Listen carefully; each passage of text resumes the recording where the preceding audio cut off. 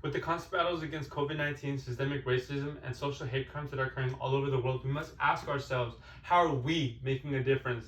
If running onto Instagram or Snapchat or any other social media platform to rant or preach out our regards for the many injustices that we as minorities face on the daily, then we are part of the problem. Performative activism is the problem with making active change. By thinking that all the current societal problems can be fixed in one quick, sure way of ensuring that we make a post well devoted to starting and ending our impact, then we are to blame.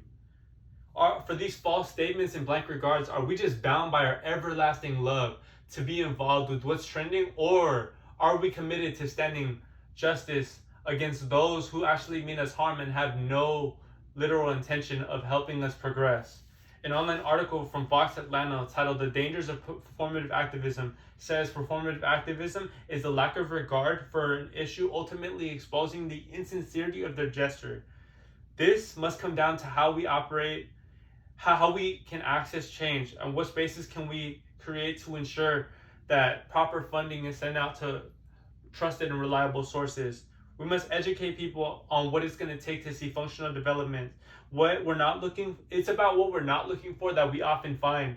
Sincerity is found through empathy, and without it, we are lost.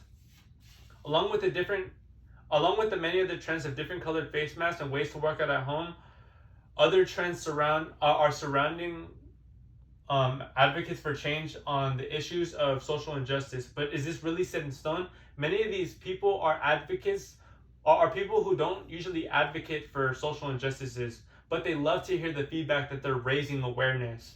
But this only goes as far as informing people about the issues instead of having a plan that makes a real impact. Many of these people are of the younger generation and can be easily misguided. But for analysis' sake, we must ask ourselves, what is the purpose?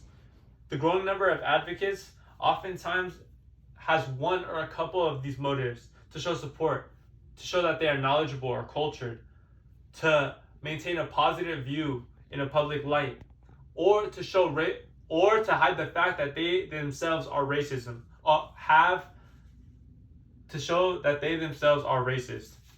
According to Sway, an online article titled Performative, according to an online article by Sway titled "Performative Activism is Basically Silence," reports that performative activism is the act of changing your public view on a social issue for personal gain. For instance, can you compare the amount of people who posted for BLM to the amount of people who watched Asian Americans get hate crimed?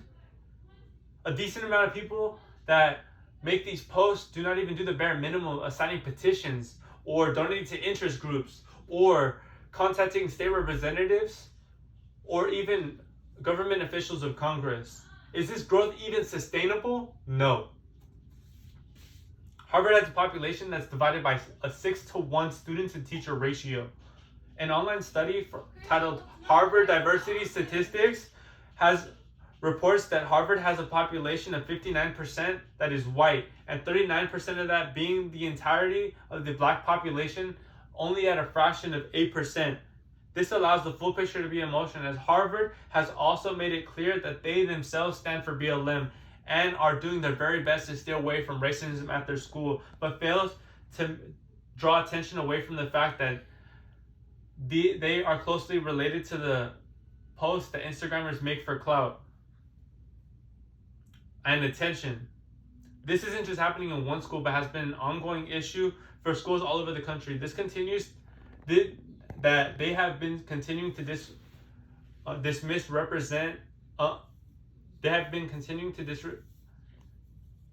underrepresented blacks in not only schooling but staffing as well.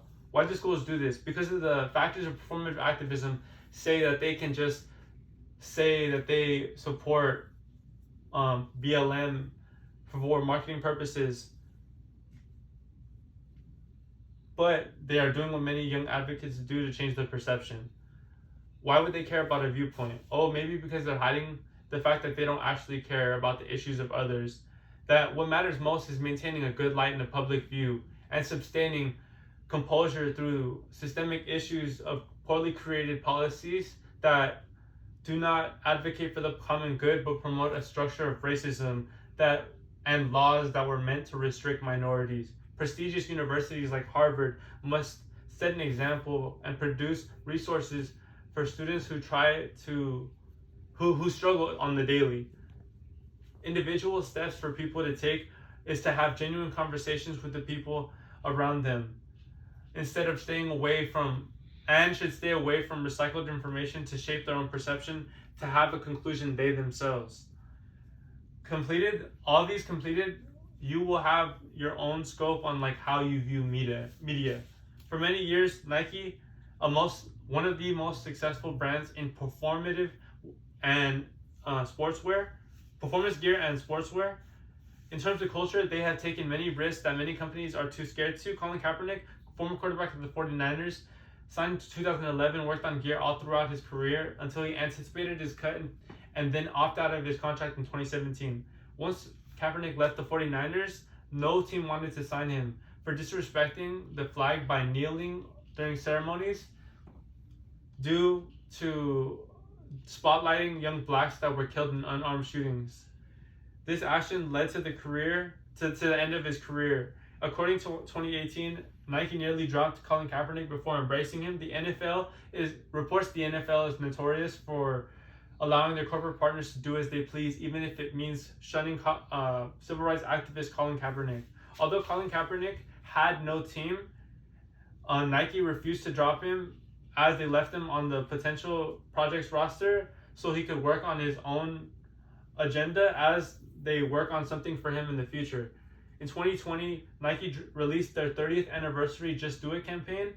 Believe with the words, believe in something even if it means sacrificing everything. This type of corporate activism isn't something that's displayed on social media, but it's something that companies should follow. Although this is a Nike ad, they moved the lens to Colin Kaepernick to show support that they are making a difference. Unlike BLM supporters of organizations, unlike organizations that just say that they support BLM, this company is making action, and it's something that they should do on the issues that we face daily.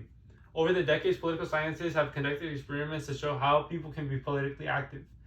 It's called the resource model of political participation, and it supports the idea that in order for people to care, they must have time, money, and civic skills.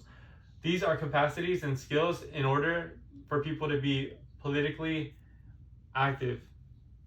What I'm trying to say is that performative activism displayed by our peers only disincentivizes people who actually want to become politically active. Yes, proliferating information is all and well, but how reliable are you if you're a secondary source? If we want to make active change, we must regulate ourselves from socially capitalized posts on Instagram and reduce the authenticity of the information we receive. Hold yourself accountable and make change that instills continuous growth, and advocate in a political manner that doesn't spam information into the media. Sign petitions, contact interest groups, and also argue against the people who actually mean us harm. World leaders didn't make political change by making Instagram or online posts. They did it legally and physically by being resilient, having persistence, and having empathy. Don't sleep. Stay politically active. That's it.